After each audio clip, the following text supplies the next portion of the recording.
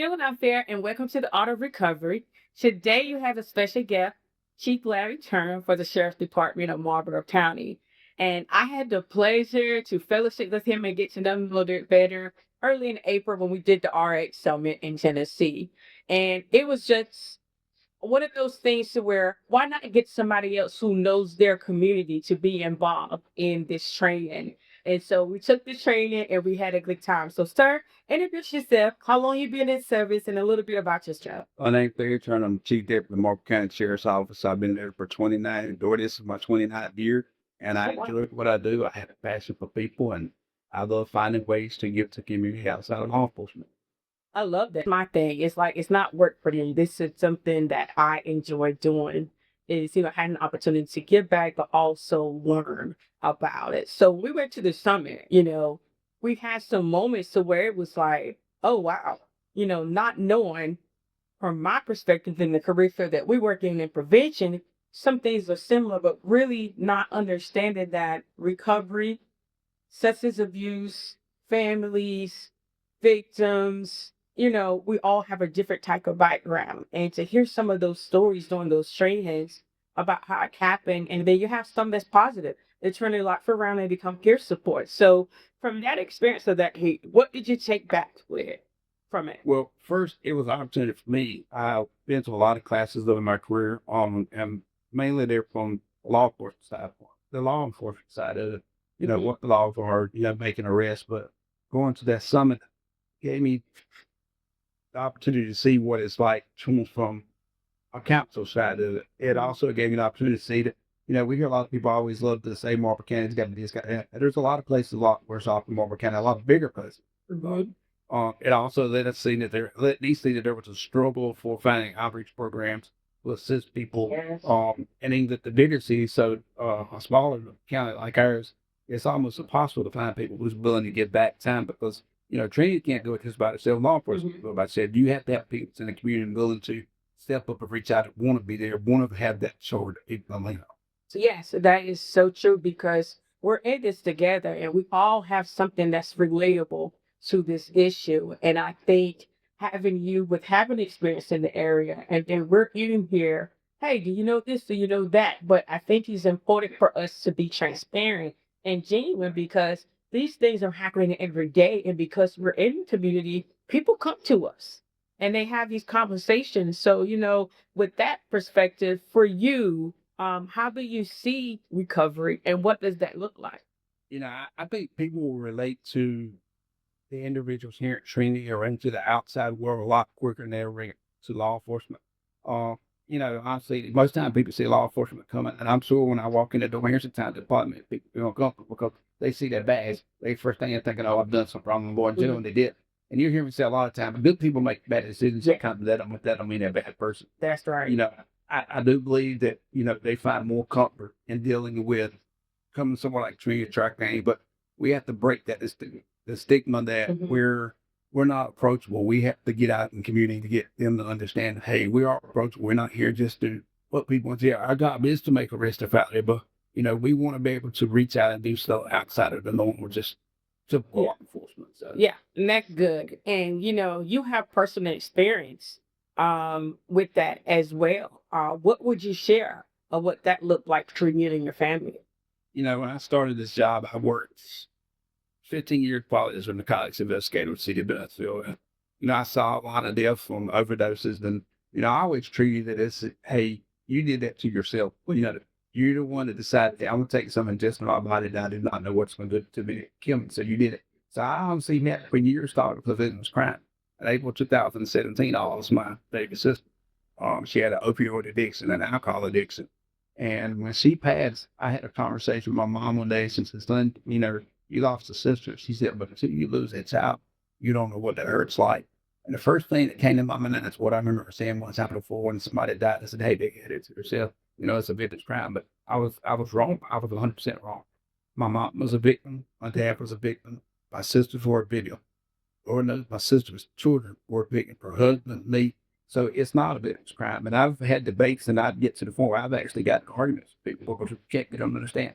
It's not a victim's crime. Mhm. Addiction is an addiction. If it was easy to get off of, it would be caught in the ditches. That's right. So it is not a violent crime. Yes, that person does take that choice. They do make that choice to, ingest something in their body that they do not know what's going to happen to them. But I can honestly state, and I said before, good people make bad decisions sometimes, and that one decision leads to more bad decisions. Doesn't mean they're still not a good person. That Right. they have an addiction, they just got how to be by herself. A lot of times, family members get frustrated with them, just want to give up. I watched my sister spiral for like 5 years. I knew she had a problem. Even I've been able to do this my whole career, to help other people, but I couldn't help my own sister. That's something that close to me. And that's tough to deal with. And I think about that a lot today. I mean, what else could I have done? What should I have done different? But honestly, at the time I outdid everything I thought possibly I could. Yeah, and at that time, and that was good. That was good. But like you said, honestly, you really don't know until you go through it. But when you go through it, like you said, your years in law enforcement, the things that you see, and then it hit home, and it's like you saw something, but you didn't know what to do. And it's not a bad thing. That's why Trinity's here. That's why other agencies are around so that we can have this conversation and be able to, have resources. And I think that's one of the things we talk about a lot, that we're resources. What can we do? If you had to share anything to a family who is going through this, what would be a couple things or advice that you would give them? Always be an advocate for your loved one. Never give up. If you take them places and they try to talk you out of, doing, say, hey, you can do it this way. If you truly feel the places you're taking is the fixed place for them to go, be that advocate. Don't give up. Don't take that. No. Find somebody that's willing to assist you outside of just you. You can't take that. I don't want to use the word burden, but that's a lot of the weight. They say, yeah, I don't put nothing on your shoulder that you can't tote. Sometimes there's weight to put on your shoulders almost cripple you. And you got to find somebody who's willing that you can reach out to be a support to you, where you're trying to support that individual who had that addiction problem, who truly probably wants to get off, but just does not have to get off. Yes, yes. And that on the personal side of it, then it's like now you have new looks and outlooks on things, even in law enforcement still to this day. And right now we have a crisis of opioids and fentanyl, and so which is taking over America. And we recently was in CACA last week in Orlando, and it was the DEA and CACA got together and they did a fentanyl summit. And for us as coalition members and leaders in the community and different agencies, it was like, what can we do more? How can we help? Have you tried this? Have you tried that? And honestly, I would say, I was telling my coworker Ty, I was like, we're actually doing good, because we came up with ways to meet people like you, to bring you into the table and let's have conversations. So on the law enforcement side of things, personal experience, law enforcement experience, and then it's like, what do we do now? What do we take back from that, and how can we move forward in the future? What you said, partnerships, getting more than just law enforcement doing it, getting more than just training to doing. And I had a meeting here with y'all several months ago where you got the school system involved in it. It takes a multitude of people to be able to do this. One entity can't do it by themselves. And I think y'all are spearheading that by getting these outside aides, together from law enforcement to the schools, to the general public, finding people who have a heart who wants to serve to help others. I think that's what's going to take the building those relationships among several different individuals and groups to be able to do it instead of trying to look at, well, I want to do this because I want to be the one that's that and get my picture taken that I've solved this problem. One individual's not going to solve this problem. That's right. We have a president that leads the United States of the world, but he can't solve this problem. It takes a bunch of people surrounded by it, around you. And if you feel like you can solve it by yourself, then you're not the leader that you think you are. You're actually hindering instead of going. That is so important. I love that. You are actually hindering and helping because it's all about what somebody else is doing, but what are you doing? Right. And, we should never feel like we're in this alone. Sometimes I notice that people are even embarrassed or not too sure how to ask the question. And for us, and for me personally, when I go out in the community and I'm set up, I have all my brochures and all my information, but sometimes they want to come and tell us about their recovery story. Or they're looking at, hey, I visited you guys, or do you know I didn't find such and such? So I daily, constantly look for other resources that if I don't know, maybe somebody else would know. Right. But I don't want to let them leave my table empty handed without any information. So I'm hoping that, as we continue that, we'll be able to bridge the gap because unity is needed now more than ever. And I think that, we have to change the perceptions. Yes, we still get people who don't agree with Northern. However, Northern does save lives. What you think about that? Well, we catch a lot of flack when we do the popular drive with job. People saying, well, why are you giving them something to enable them? I don't look at it as we're enabling them. We're giving them something to save their life, hoping that somebody can assist them to help them with that addiction. Why would you watch an individual die if you provide them something to save their life? Or we don't save everybody? No. If I sit there and said that, I would be lying to you, lying to myself. But, if it had helped that individual get to that one time, maybe that day it's down there, it won't happen.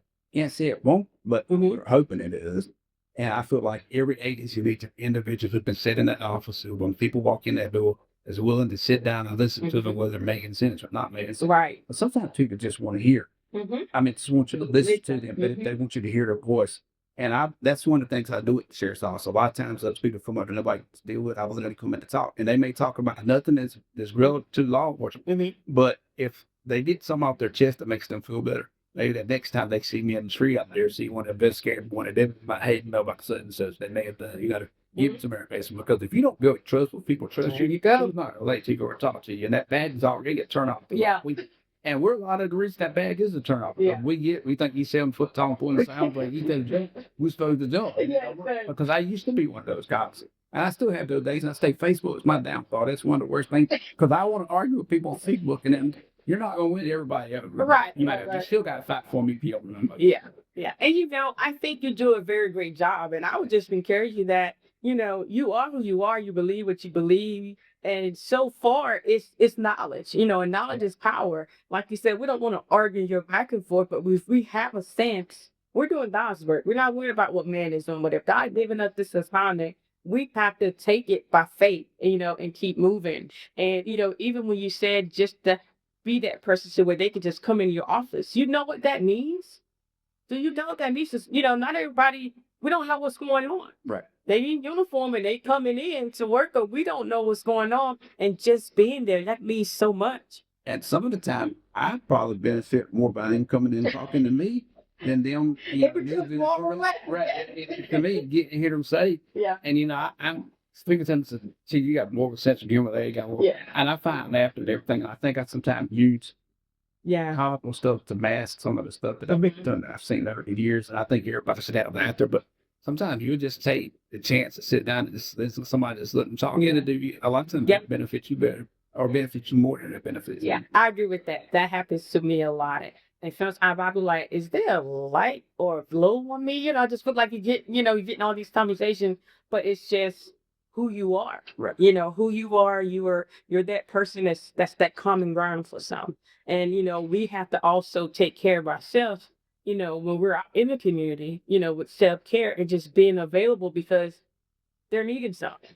They're looking for something and they know we know something or know someone. So sometimes we don't give a break. No matter where you go, somebody's gonna have something to say, I'm sure. And so, but it's okay because it's a part of who we are. Right. It's a part of who we are. And I'm very grateful for our partnership and I know the future is gonna be so bright for all of us. And like I said, when I was fortunate to be able to go to Tennessee, but I'm going with people that I've never met before, and they come in here and want such advice. And I'm pretty sure nobody thought, you're paid as the chief. It's going to be real. Yeah. I'm just opposite. I mean, I love to have your time. I love to have fun. I love to make people laugh. I think everybody around everybody was comfortable with each other. Yes, we were. Conversations, and you made sure that we made our classes. So that was good. But like I said, that was probably one of those beneficial classes I've ever been to because I got to see something different, and that's good. Really appreciate you taking the opportunity. We were sitting here meeting, and I'm like, oh, we got room for one more. They take it back, because it's a blessing that we're able to get other agencies involved. And I just felt like when you accepted, I'm like, yes, because you have more experience than I have, and I'm not knocking it, but guess what? You can support me, you can show me, you can give us more direction or insight and being able to, better the community and the resources. And that goes back to even having a corner, over on skip or D, as we call him, with us. Because he sees the toilet, he sees the left side of all the time. And he has started to bring a lot of programs into the county that Mhm. the city offices bus, Yeah. and having him on board, his office and his staff willing to partner, Yeah. is a big help too. Definitely a great Yeah, he partnership. with the numbers and gives us that, can Mhm. give us a lot of detail that we may not know, Mhm. because he does work hand in hand with us. And I'm fortunate. His office is directly across from my sheriff's office, so I get to see him on a regular basis. Yes, and definitely it's been a great partnership because we was just able to meet in the agency as a coalition for OD MAPS training. So we can, be on the same page with what our numbers are looking like and how can we help. And like you said, D has been a great access to the community and he got some good things coming up for him. So I definitely appreciate y'all taking that invitation to get more insight. And then now we're all going back together. Like we could do this, we could do that, or how about this? And so I just know it's going to continue to benefit us in the future. And it helps benefit us to them at Fort Hood, the city, and having Amber come to the meet. I mean, Mhm. even though we're the seat out, kind of the elder now, as they say, at the office, having that younger person like Amber who's out there every day and sent out, she brings a wealth of knowledge to the table to assist us. Most definitely. That helps us all helps Tori, but what she does on a daily basis. So I just can't say y'all making this opportunity for you y'all to do this. Yes, sir. We're in it together, and I'm looking forward to us being out there in the community, back in there, just showing up. We don't have to be scheduled or planned to do anything. We're just showing up. And so, like me and Centuria, we have another event tonight and on the weekend. So where we're giving back to the community, we're gonna have those resources available. So I really thank you for your time today. And if there's anything you had to tell the people, I know you want to make us laugh. What would you tell them? Well, we had a breakfast while we were in Tennessee, and it was set up. There was two different areas you could eat. Well, somebody in our group took us to the long breakfast area, and we ate at the AI convention. But it was the best food we had the whole time we were down there. Now, can't nobody see a person behind this camera, but she was the leading candidate pushing us to go eat that AI convention food. And luckily, we didn't go to jail for the corner trying to throw us under the table. We legally took breakfast, but we legally illegally took breakfast at the same time, I guess you'd say. Tell you to pull out that badge real quick. So that's why I always kept that book bag with me. Can't Yeah. just need a different Carter good. Yes, I thank y'all. I'm telling y'all, we had a great time. It was a great partnership, and I'm looking forward to doing some more trips and get some other things going on. So I appreciate you, sir. Thank you, It Rick. has truly been a blessing. I know the best is yet to come. And you out there, thank you for watching. We really appreciate it. Any suggestions or comments are welcome. We love you. And if you're interested in getting a shoot or say for 10 to 15 minutes, definitely let us know on trinitybehaviorcare.org. Thank you and God bless.